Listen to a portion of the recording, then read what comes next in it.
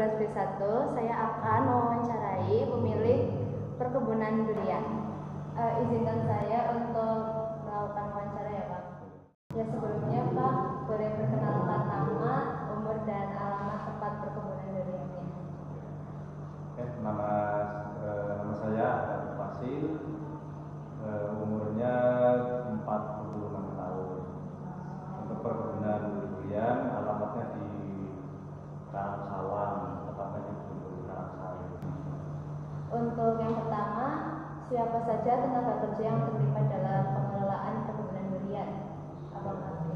Ya, kalau untuk tenaga kerja di sana itu memang perkebunan saya kan jauh dari rumah, sehingga saya merekrut tenaga kerja dari lingkungan sekitar supaya lebih mudah untuk pengawasan terhadap perkebunan itu. Sehingga karena jarak antara rumah dengan rumah pekerja dengan perkebunan itu kan lebih dekat. Sedangkan rumah saya kan dari perkebunan lumayan jauh. Kalau boleh tahu perannya mereka masing-masing apa saja Pak?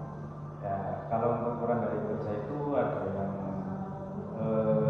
mupuk, kemudian ada juga yang nanti saat musim mulai berbunga itu biasanya mulai dari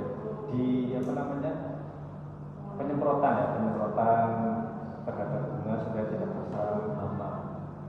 Kemudian saat sudah mulai bakal durian lah ya, itu memang harus rutin disemprot supaya tidak kena ulat, menggunakan insektisida sama fungisida. Yang kedua ini untuk memulai perkebunan durian hingga siap panen itu berapa total modalnya? Atau kalau total modal sih saya kebetulan dulu nggak pernah dihitung sih. Iya. Kalau untuk waktu zaman dulu itu saya memang harga bibit itu memang lumayan masih mahal. Kalau itu satu bibit itu dulu sekitar 150.000 per kakak.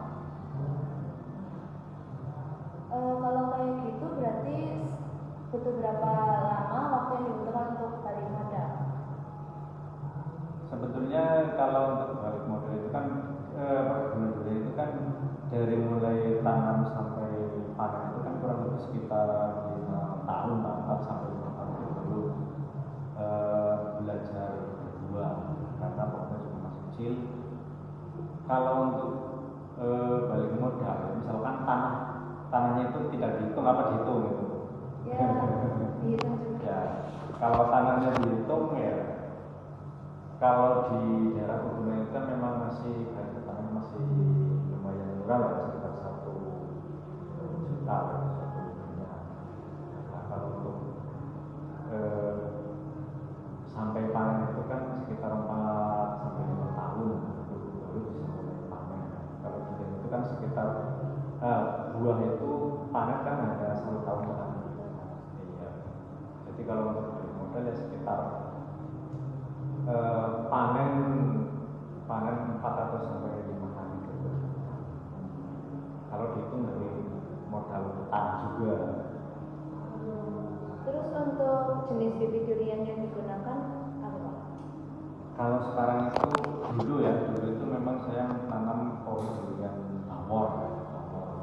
Kalau orang sini menyebut ya montong ya, tawar. Tapi sekarang ada durian premium. Durian premium itu kan namanya harganya lumayan mahal.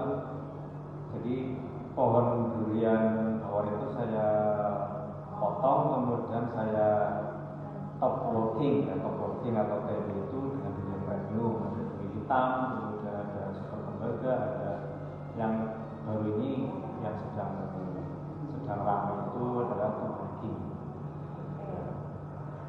Untuk pupuknya apa yang digunakan Pak? Kalau pupuk yang rutin itu pupuk kandang, menggunakan kompos. Ya, lebih bagus itu yang sudah difermentasi.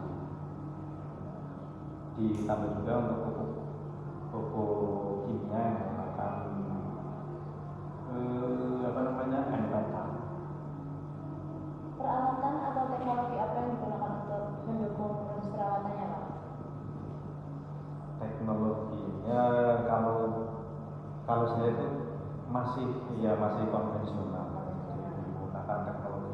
modern seperti pertanian modern seperti di Malaysia, di Thailand.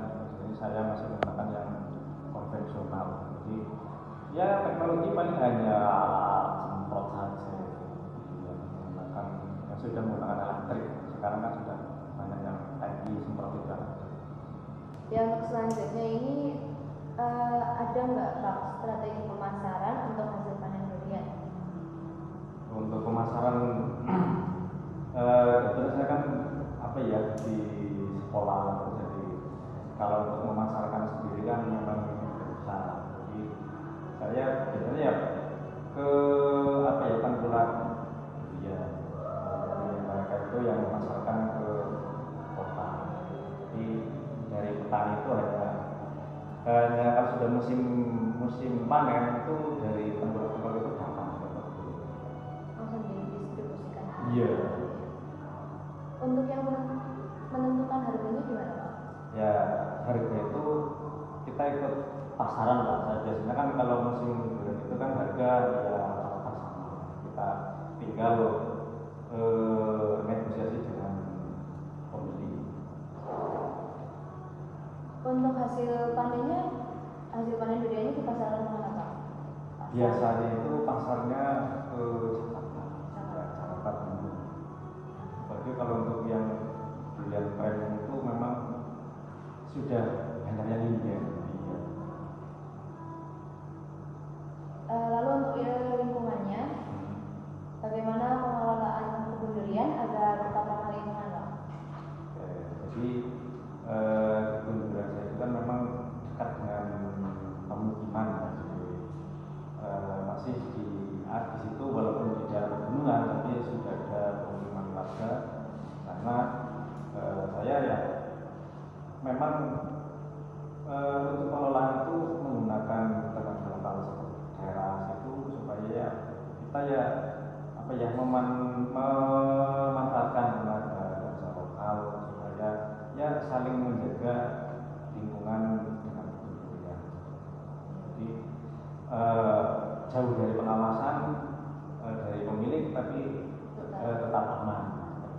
Untuk dampak perkebunan itu ada nggak Pak dampak terhadap lingkungannya sekitar? Ya, kalau untuk dampak ya dari warga sekitar lingkungan ya memang jadi ada kegiatan lah untuk bekerja dekat dengan rumah. Cukup sekian Pak. Terima kasih ya Pak. Sama-sama. Itulah wawancara dari saya. Seperti yang sudah kalian dengar ya guys, itu penjelasan dari pemilik